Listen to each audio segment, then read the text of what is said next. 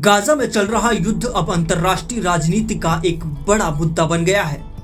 Britain, Canada, Japan समेत 28 देशों ने मिलकर एक संयुक्त बयान जारी किया है, जिसमें इजराइल से युद्ध रोकने और तुरंत सीजफायर की मांग की गई है।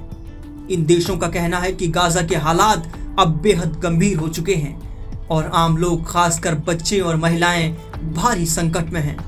28 देशों ने कहा कि गाजा में आम नागरिकों को खाना, पानी और दवाइयों के लिए तरसना पड़ रहा है।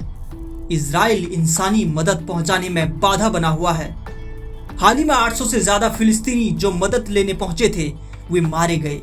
ये स्थिति अब अंतर्राष्ट्रीय कानूनों का उल्लंघन है।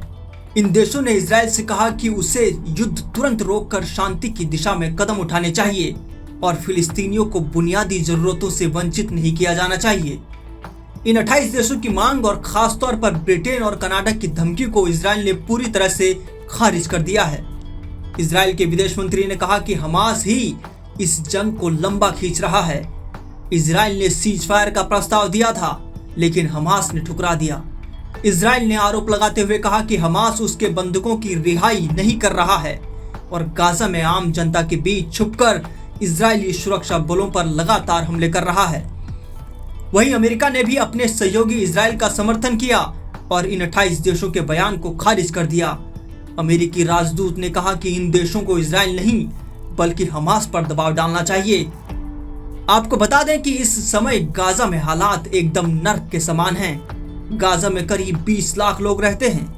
रिपोर्ट्स के मुताबिक 90% आबादी बेघर हो चुकी है। लोगों को खाना, पीने का पानी, दवाइयां और बिजली तक नहीं मिल रही है।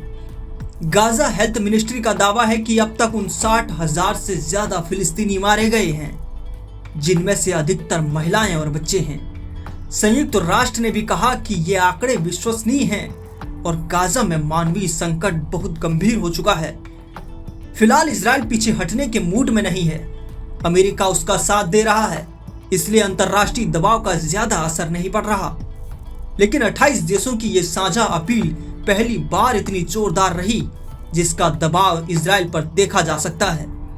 28 देशों की यह अपील इजराइल को चेतावनी के तौर पर देखी जा रही है कि अब समय आ गया है कि लड़ाई की जगह शांति और मानवता को प्राथमिकता दी जाए।